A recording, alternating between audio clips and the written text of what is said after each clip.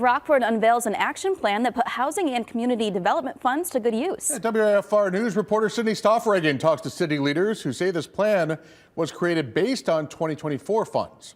For all that we need, we can't do all of it. Using information gathered from a year of public input sessions, the city of Rockford built an action plan to address housing and economic needs into 2029. Right now, the community will need at least 3,200 additional housing units. And Deputy Director of Community and Economic Development, Sarah Lies, says in 2025, the city could use about $350,000 to make sure that housing is affordable and safe. So we need to create housing of all different types. And then for the housing we have, we need to think about its condition. We need to catch some properties back up.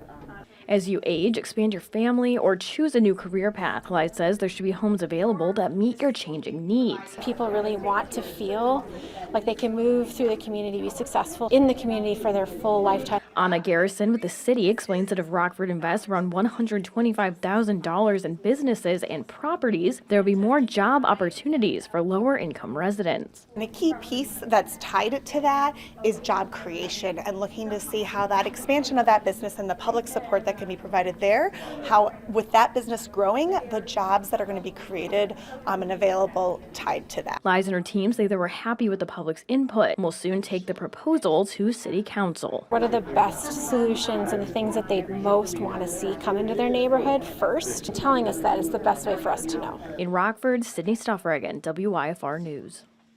Once the Department of Housing and Urban Development announced the funding details, adjustments will be made to the 2025 budget.